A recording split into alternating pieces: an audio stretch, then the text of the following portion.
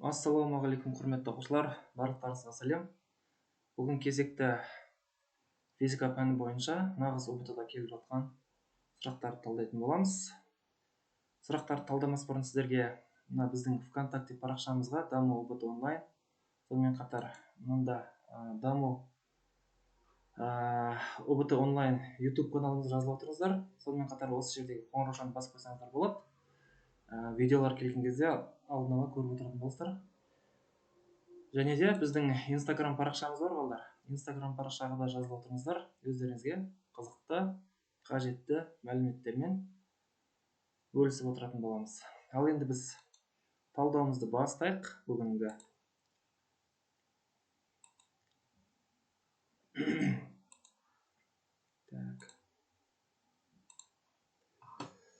Так, бірінші сұрақ не дейді? Балдар, бұл жерде айта кететін жайт, есептер ретімен орналаспаған, түсінікті ме? Әр жерден қиып алынған.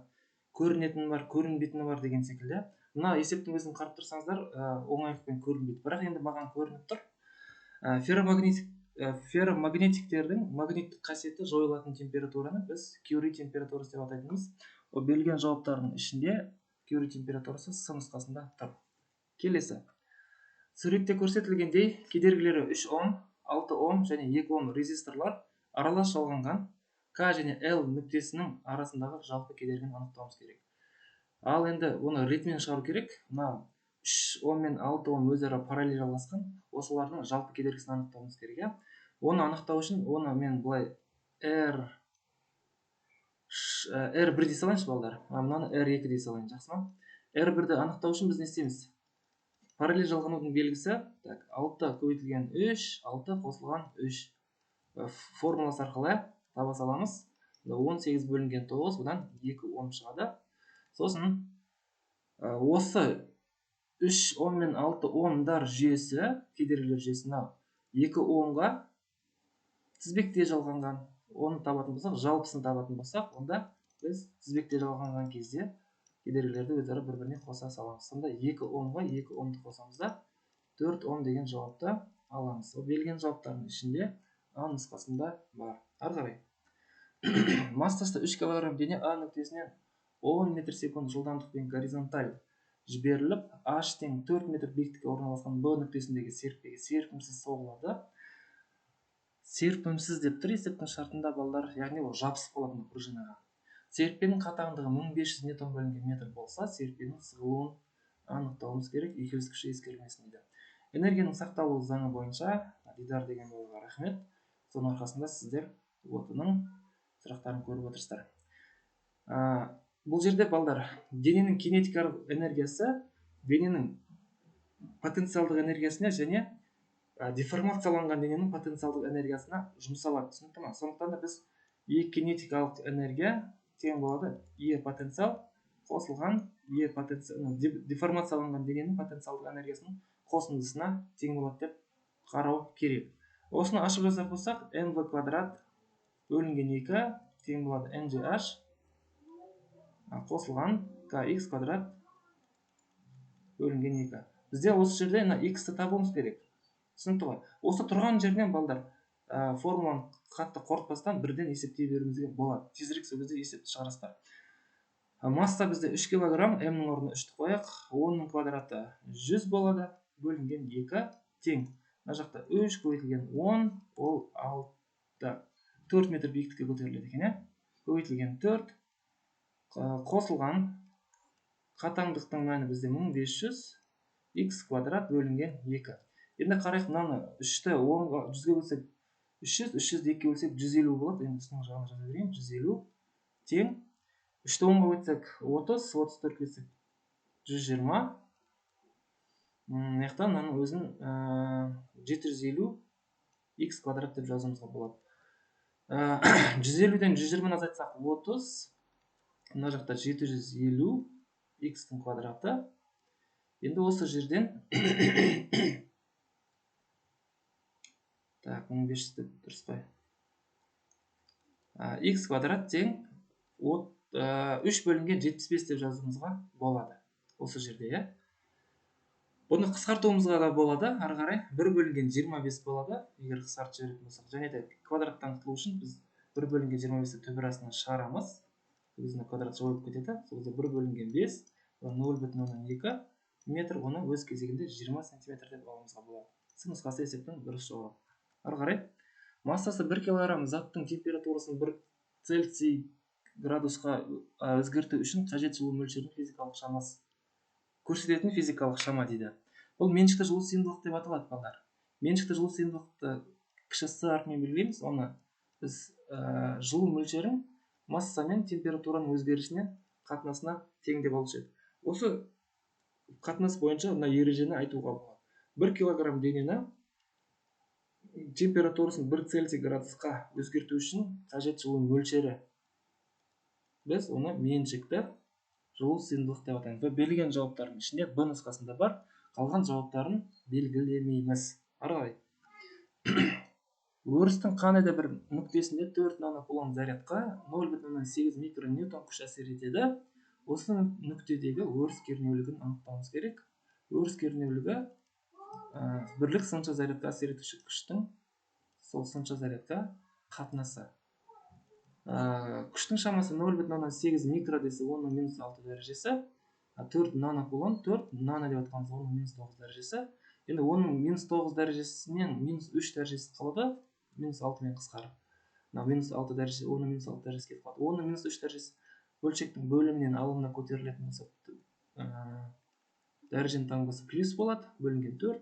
0,8-ді 1000-ға көтсеңіздер 800 болады, балдар. 800-ді 4-ке бөлсек 200 ньютон бөлінген метр деген жауапты алуымызға болады. Берілген жауаптардың ішінде Е нұсқасы есептің дұрыс жауабына сәйкес келеді. 0,2-ні 1000-ға бөлсеңіздер. Және Ж нұсқасын біз есептің дұрыс жауабына белгілеуімізге болады. Ары қарай. Егер конденсатордың астарларының арасындағы парафинделген қағаз қабатының орнына қалыңдығы сондай жалпақ слюданы пайдаланса, конденсатордың сыйымдылығы қалай болады? Енді балдар, конденсатордың сыйымдылығы оның бірнеше параметрлерге тәуелді, бірақ соның ішінде өзгеріске ұшырайтын тек қана олардың диэлектрлік өтімділігі ғана, қалған аудан мен арақашықтық өзгеріссіз қалады. Мысалы, қағаз тұрған кезде ол жерде мына қағаздың несін қояқшы, 2,2 эпсилон нөлевой S бөлінген D. Ал слюдан орналастырсақ конденсаторға, онда слюданың меншікті диэлектрлік өтімділігі 6-ға тең, эпсилон нөлевой S бөлінген D. Екі теңдеуді бір-біріне бөлген кезде S қағаз бөлінген С слюда, мына жақта ұқсас мүшелердің барлығы қысқарып кетеді. 2,2-ні біз бөлеміз 6-ға.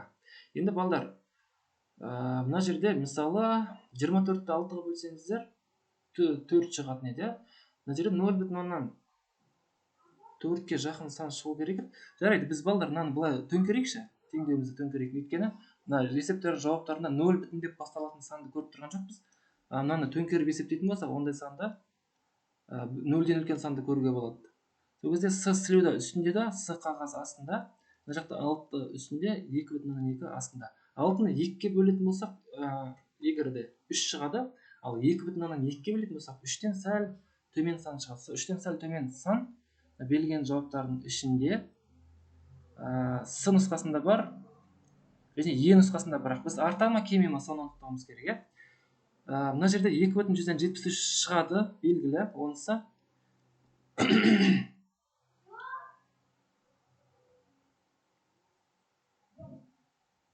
Слюдан анықтауымыз керек қой, балдар, біз слюдан қойған кезде. Сол кезде қағаздың меншікті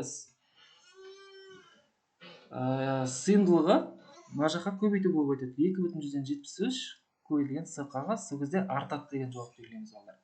Сол кезде С нұсқасы есептің дұрыс жауабы болады, қалған жауаптар есептің дұрыс жауабына кірмейді деген сөз. Ары қарай. Бастапқы уақыт мезетінде жартылай ядролық периоды 5 минут радиоактивті изотоптың атомдарының саны 1000. 10 минут уақыттан соң ыдырамай қалған атомдар санын анықтауымыз керек. Енді мына жақта 8 вариантта бұл есепті шығару үшін жартылай ядролық периодының формуласы бойынша шығарайық. Көбейтілген 2 минус кіші т бөлінген үлкен т. Енді мынау балдар, мынау есептің жартылай ыдырау периоды 5 минутқа тең да, ал уақыт бізде 10 минутқа тең. Бастапқы атомдардың саны 1000-ға тең. Соны қоюымыз керек. N тең 1000 көбейтілген 2 үстіңгі жағында 10 минутты бөлесіздер 5 минутқа, иә. Сол кезде ана 1000 2-нің -2 дәрежесі болады. 2-нің -2 дәрежесі бөлшектің бөлімінен бөлшектің алымынан бөліміне түсер болса, онда білесіздер, дәреженің таңбасы плюс таңбалы болады. Бұл кезде 2-нің квадраты немесе 4 болады. 1000-ды 4-ке бөлсек 250 деген жауап шығады. Берілген жауаптардың ішінен біз 250F деген жауапты белгілеп қойсақ болады. Және біз қай формуланы пайдаландық? Біз А нұсқасында тұрған формуланы пайдаландық. Осы екі жауап есептің дұрыс жауабы болып табылады. Ары қарай. Тербелмелі контурдағы зарядтың өзгеру теңдеуі Q тең 10-9 дәрежесіндегі косинус 3πt кулон түрінде болса, зарядтың ең үлкен мәні тербеліс жиілігі және периоды. 3 шаманы сұрап тұр, зарядтың жиілікті және периодты сұрап тұр. Енді зарядтың ең үлкен мәні мына жерде білесіздер, гармоникалық теңдеуде Q, мына жерде амплитудалық мәні болады, косинус омега Т. QM-нің орнына 10-9 дәрежесі тұрды, ал 10-3 дәрежесіндегі пи ол омеганың орнында тұр. Онда біз берілген жауаптардың ішінде зарядтың шамасы 10-9 дәрежесіне тең екенін тауып алдық. Енді ары қарай біз периодты тапсақ болады. Периодты табу үшін біз 2π бөлінген омега формуласына қойсақ болады. Енді омеганың орнына 10-3 дәрежесіндегі пиді қоямыз. Сонда 2π бөлінген 10-3 дәрежесіндегі пи нелер қысқарып кетеді, сол кезде 2 көбейтілген 10-3 дәрежесі бөлшектің бөлімінен алымына көтерілер болса, дәреженің таңбасы минусқа ауысады. 2 көбейтілген 10-3 дәрежесіндегі секунд ол А нұсқасында бар. Енді біз жиілікті таба салсақ болады. Ол 1 бөлінген периодқа тең. 1 бөлінген период 1-ді 2 көбейтілген 10-3 дәрежесін балдар 0,2 деп алсақ болады. Сол кезде 1000-ды 2-ге бөлсек 500 Гц шығады. Берілген жауаптардың ішінде 500 Гц, ол Д нұсқасындағы жауапты біз 500 Гц-ке тең деп алуымызға болады екен. Ары қарай. 6 метр тереңдікте көлемі 10 мм куб ауа көпіршігінің су бетіне шыққандағы көлемін анықтау керек. Процесс изотермиялы дейді. Бұл бізге маңызды. Қысым қалыпты. Бұл атмосфералық қысым судың бетіндегі қысым және судың тығыздығы беріліп қойды. Енді қараңыздар балдар, мына судың бет жағы болса, судың 6 метр тереңдігінде біздің көпіршіктің көлемі кішірек болады. Ал ол жоғары көтерілген сайын оған түсетін қысым азая береді гидростатикалық қысым.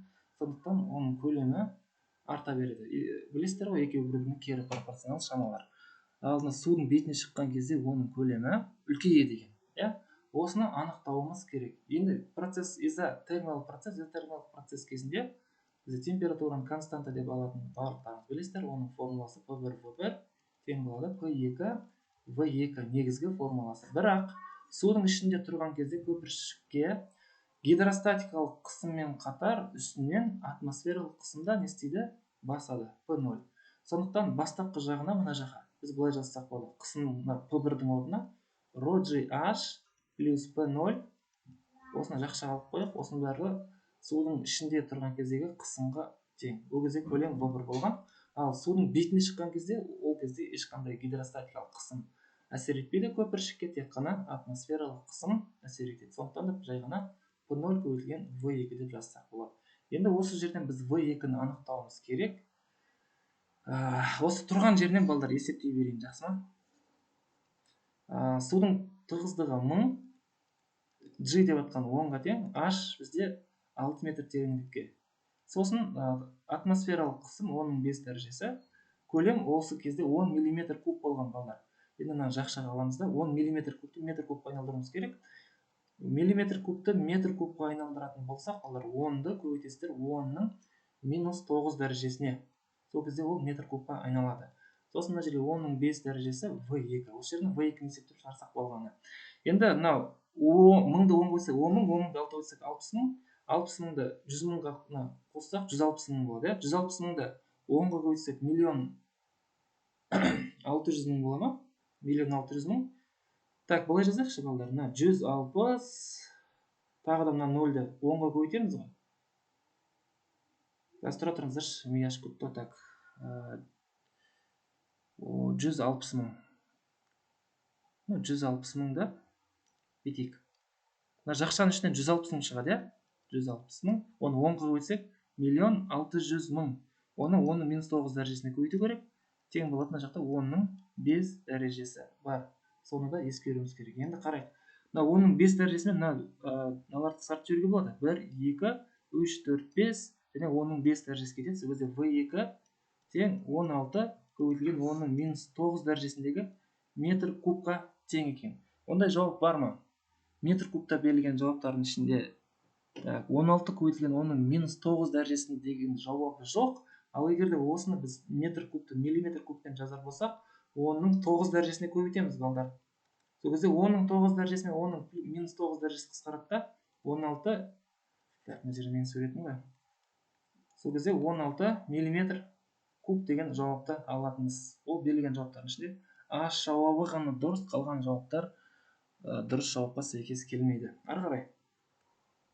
Екі жартылай ыдырау периодына тең уақытта радиоактивті элементтің ыдырайтын бөлігін анықтауымыз керек. Екі жартылай ыдырау периодына тең уақытта дейді. Онда біздің уақытымыз екі жартылай ыдырау периодына тең болу керек. Осыны жазамыз және жартылай ыдырау периодының формуласын жазайық. 2 минус кіші т бөлінген үлкен т, иә? Осы жерге кіші т-ның орнына мынаны әкеліп қоямыз. Сол кезде n тең n нөлевой 2 минус 2 үлкен т бөлінген т, үлкен т-лар қысқарып кетеді. Сосын n нөлевой 2-ның минус 2 дәрежесі бөлшектің 2-ның минус 2 дәрежесі қалды ғой. Ол бөлшектің алымында тұр. Мына жерде бөлшек бар деп ойлайсыздар. Бөлшектің бөліміне түскен кезде дәрежесінің таңбасы өзгереді. Сол кезде n0 бөлінген 4 болады. Ана жерде 1 бар ғой, 1-ді 0-ге 4-ке бөлер болсақ 0,25 n0 болады. Сол кезде 0,25 бөлігі ыдырайды екен. Ол берілген жауаптардың ішінде А нұсқасына сәйкес келеді. Қалған жауаптары есептің дұрыс жауабында жоқ, иә? Ыдырайтын бөлігі. Қазір тұра тұрыңыздар, балдар. Мына жерде жақсылап қарау керек. Ашта болып қалуы мүмкін. Тұра тұрыңыздар.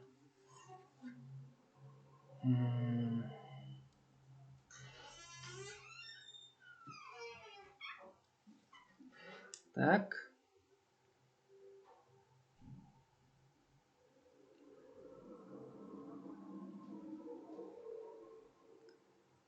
Мына 0,125-тің өзі болып қала берсе керек, балдар. Так, n тең 0,25 n0 болып тұр ғой. Яғни бастапқының 0,125 бөлігі көбейтілсе, онда ыдырайтын бөлігі 0,125-ке тең болып тұрыз. Ары қарай. Натрийден электронның шығу жұмысы 2,149 электрон вольт. Натрийде фотоэффект тудыра алатын сәуле жиегінің төменгі шегін анықтауымыз керек. Ал фотоэффектің қызыл шекарасының формуласын қолданасыздар. Шығу жұмысын біз H неуға теңестіруіміз керек. Ал осы жерден біз жиілікті табамыз, яғни минимум жиілікті табуымыз керек. Ол шығу жұмысының Планк тұрақтысына қатынасы. Шығу жұмысы балдар есептің шартында электрон вольтта берілген, біз оны халықаралық бірлік дәрежесінде джоульға айналдыруымыз керек. 2,49 көбейтілген, оны джоульға айналдырсын білесіздер, 1,6 жазылған жазба бойынша 1,6 көбейтілген 10-ның минус 19 дәрежесі бөлінген Планк тұрақтысы 6,63 көбейтілген 10-ның минус 34 дәрежесіне тең. Енді уақытты созбастан калькулятор пайдалана салайық. 2,49 көбейтілген 1,6 3,мындай шықты, оны бөлеміз 6,63-ке. Сол кезде 0,6 0,6 10-ның минус 34 дәрежесі бөлшектің бөлімінен алынып шығар болса, 34-тен 19-ды азайтамыз. Сол кезде 15 дәрежесі қалады, 10-ның 15 дәрежесі. 0,6 10-ның 15 дәрежесі жоқ, бірақ 6 көбейтілген 10-ның 14 дәрежесі деген жауап бар. Осыны белгілеуімізге болады. Ол берілген жауаптардың ішінде Б нұсқасына сәйкес келеді. Ары қарай. Жер бетіндегі мұхит суларының тасуы мен қайтуын тудыратын күш ай және жердің тартылыс күштері болып табылады, балдар. Осы есептің дұрыс есебіміз теориялық сұрақ қой. бұл осы теориялық сұрақтың дұрыс жауабы болып табылады. Кейбір адамдарда спорлар туындап жатыр. Неге күн әсер етпейді деп? Өйткені балалар, күн жердің бетіне, күн болса мынау жер одан өте кішкентай болып табылады. Сондықтан да балалар, жер бар ғой, оның күн бар ғой, күн жерге әсер еткен кезде жердің барлық бетіне бірдей әсер етеді. Ал ай болса, ай жерге қай жерде жақынырақ тұр, сол жерден әсер етеді. Түсінікті ме? Сондықтан айдың және жердің тартылыс күштері деген жауап есептің дұрыс жауабы болып табылады. Ары қарай, гидравликалық пресстің кіші поршені 0,5 кН күштің әсерінен 15 см төмен түскенде үлкен поршень 5 см көтерілсе, оған әсер ететін күшті анықтауымыз керек. Балдар, есепті F1 H1 F2 H2 деген қатынаспен шығаруымызға болады. Енді мына жаққа төмен түскен жақ болсын, мына жақ жоғары көтерілген жағы болсын. Сонда 0,05 кило деп атқан оның 3 дәрежесі 15 сантиметрге төмен түседі. Сосын F2-ні сұрап жатыр есепте, біз оны білмейміз. Енді мына жақта 5-ті жасамыз. Мына мынау қысқарып кетеді, мына жер 3 болады. 0,5 3-ге көбейтсек 1,5 оның 3 дәрежесіндегі шамаға тең екен. Оны біз 1,5 кН деп алсақ болады. Берілген жауаптардың ішінде Д нұсқасы есептің дұрыс жауабы. Ары қарай.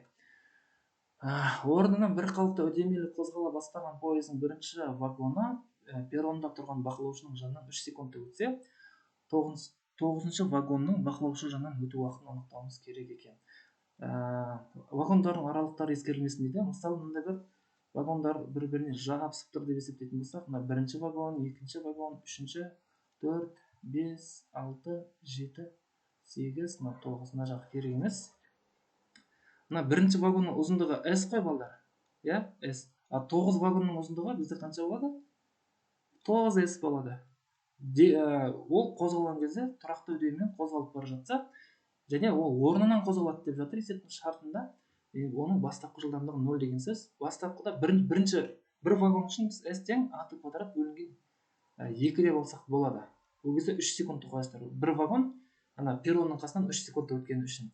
9S вагон, енді 9S вагон, в общем, оның үдеу өзгермейді ғой. Сол кездегі уақытты біз табуымыз керек. Бөлінген. Екі теңдеуді бір-біріне бөлер болсақ, S пен S қысқарып кетеді, А мен А қысқарып кетеді, 2 мен 2 қысқарып кетеді. Сол кезде мына жаққа жаза берейін, 1 бөлінген 9, мына жақта 3-тің квадраты 9 болады, астында Т-ның квадраты қалады. Т-ның квадраты мына жаққа барады, сол кезде Т квадрат 9 мен 9 көзіледі, 81 болады. Одан Т-ны анықтайтын болсақ, түбір астына 81-ден 9 секунд деген жауапты аламыз. Берілген жауаптардың ішінде Е нұсқасы есептің дұрыс жауабы. Ары қарай. Идеал газдың қандай да бір массасының көлемін изотермиялық өзгерту барысында оның қысымы 2 есе артады.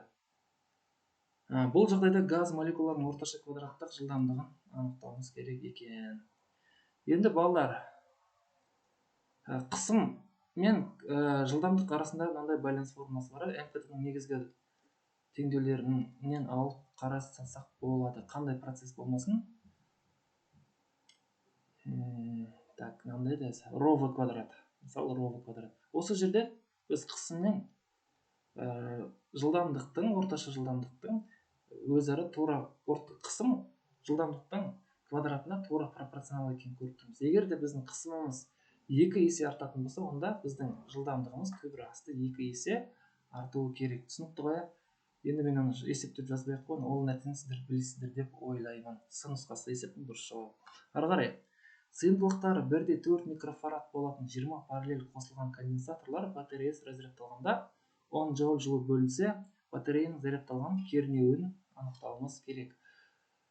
Ал олардың барлығы параллель жалғанған, балдар, жалпы кернеуді анықтау үшін біз N көбейтілген С деп алушы едік. N біздер бұл конденсаторлардың саны 20, оны көбейтеміз 4 микрофарадқа.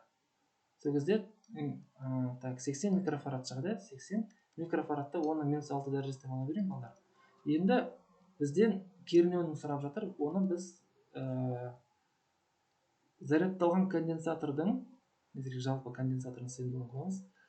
Зарядталған конденсатордың энергиясының формуласынан шығаруымызға болады. Сол кезде U жалпы квадрат кетіп қалады. 2W бөлінген С жалпы болады. Оның барлығы түбірдің астында әрине. Так, ары қарай сонда 2 көбейтілген 10, анау 80 көбейтілген 10-ның минус 6 дәрежесі. Так, мынаны қысқартып жіберуімізге болады. Сол кезде 2 мен 8-ді қысқартып жіберсек, неде 4-тен 1 болады, балдар. 10-ның минус 6 дәрежесі өлшектің бөлімінен алдына көтерілсе, 10-ның 6 дәрежесі, 10-ның 6 дәрежесінің түбірінің астынан 10-ның 3 дәрежесі шығады, 4-тен түбірінің астынан 2 шығады. 1000-ды 2-ге бөлсек, 500 вольт деген жауапты аламыз. Берілген жауаптардың ішінде С нұсқасы есептің дұрыс жауабы. Ары қарай. Геометриялық оптика заңдарының қолдану шарттары Д бөгет өлшемдері лямбда жарық толқынының ұзындығы. Жарық толқынның ұзындығы бөгет өлшемдерінен әлде қайда үлкен болу керек деген шарт бар. Сол шарт біздің берілген жауаптардың ішінде Б нұсқасына сәйкес келеді. Б нұсқасына. Жақсы, ары қарай. Әрқайсысының массасы n болатын екі шар бір-бірінен әр қашықтықта орналасқан және өзара F күшпен тартылады. Егер әрқайсысының массасы 2 есе кемісе және ара қашықтығы 2 есе артса, онда тартылыс күшінің мәнін анықтауымыз керек. Бастапқыда былай болады, балдар, еш нәрсе өзгермейді, бүкіл әлемде тартылыс заңы. Массалар көбейтіліп тұра береді, r сол қашықтықта болады, r-дің квадраты. Сосын екінші жағдайда оны f' деп жазайықшы. G әрқайсысының массасы 2 есе кемейтін болса, сөйтіп жазылып тұр ғой, әрқайсысының массасы 2 есе. Мына m-ді де 2-ге бөлесіздер, мына n-ді де 2-ге бөлесіздер. Ал арақашықтық 2 есе артса, ол квадратталықта 4 болып кетеді мына жер. 4r квадрат. Осы екі теңдеуді бір-біріне бөлесіздер, f бөлінген f', ұқсас мөлшерлер тағы да қысқарып кетеді, m-лер кетіп қалады, r квадрат кетеді. Мына 2-ге көбейтіледі, 4 болады, ол және астына түседі, балдар. Сол кезде бір үстіңгі жағында бәрі қысқарып кетті, бір қалды, астыңғы жағында 1 бөлінген 16 болып қалды. Неге 16 болды? 2-ні түсіресіздер, 8 та 2 түседі, 16 болады. 16 үстіне шығып кетеді, сатылай бөлшек. Сол кезде f бөлінген f' тең 16. Осы жерден біз f'-ның өзін анықтайтын болсақ, о екеуінің орны ауы сады. Сол кезде f бөлінген 16 деген жауапты белгілейсіздер. Берілген жауаптардың ішінде ол D нұсқасына сәйкес келеді. Ары қарай. Суретте идеал газ күйінің өзгеру циклы көрсетілген изотермиялық сығылуға сәйкес келетін графиктің бөлігі. Изотермиялық сығылу, балдар. Изотермиялық процестің формуласын білесіздер. Біріншіден, бұл жерден біз нені аңғарамыз? Бұл жерден біз көлем мен қысымның өзара кері пропорционал екенін көреміз. Яғни изотермиялық сығылған кезде біздің көлеміміз не істеу керек? Кішірею керек. Көлем кішірейген кезде сәйкесінше қысым арту керек. Біз сол аралықты іздейміз. Екіншіден, біздің график температураға перпендикуляр орналасу керек. Мысалы, перпендикуляр орналасқан екі бөлігі бар. Мынау жеріне мынау. Мына жақта қысым не істеп жатыр? Кеміп жатыр. Ендеше бұл болмайды. Мына жақта қысым артып жатыр. Бізге қысымның артып жатқан бөлігі керек. Сондықтан да мынау D және A бөлігі. Есептің дұрыс жауабы болады. Ол берілген жауаптардың ішінде E нұсқасына сәйкес келеді. Ары қарай. Вакуум арқылы тұрақты ток өткенде байқалатын әсер, ол тек қана магниттік әсер. Балалар, электр тогының бірнеше әсерлері бар, жарайды, оның барлығын сабақта айтқан болатын. Менің курсымда оқыған балалар үшін. Әр ортада әртүрлі осындай әсерлер болады. Кеттік ары қарай. Идеал газ 100 джоуль жұмыс жасап, 500 джоуль жылу мөлшері алса, газдың ішкі энергиясының өзгерісі. Термодинамиканың бірінші заңы бойынша берілген жылу газға, қараңыздар, балдар, беріліп жатыр. Жылу мөлшерінше газ өзіне алып жатыр, онда плюс болады. Дельта U идеал газды жұмыс жасайды. Газдың өзі жұмыс жасайтын болса, аның да алды плюс болады. Осы жерден дельта U табатын болсаңыздар, ол Q минус A болады. Q бізде 500, анау 100, сол кезде 400 деген жауапты белгілейсіздер. Ол берілген жауаптардың ішінде Б нұсқасына сәйкес келеді. Ары қарай. Конденсатордың сыйымдылығы кемсе, оның сыйымдылық кедергісі. Формула былай, X тең 1 бөлінген омегасы. Екеуі бір-біріне өзара кері пропорционал. Мынау кемейтін болса, онда мынау не істейді? Артады деген жауапты белгілейсіздер. Кері пропорционал. Заряд тасымалдаушылары оң ион, теріс ион және электрондар болып табылатын орта, ол бізде газ. Электролиттерде иондар ғана, вакуумда электрондар, жартылай өткізгіштерде кемтіктер мен металлды электрондар, дұрыс газ болады, кестесі бар еді бұрында мен сіздерге берген. Осымен талдауымыз тәмам балдар. Тағы да бұйырса 3-ші бөлімінде шығарамыз. Сау сәлеметте болыңыздар. Сіздерге сәттілік.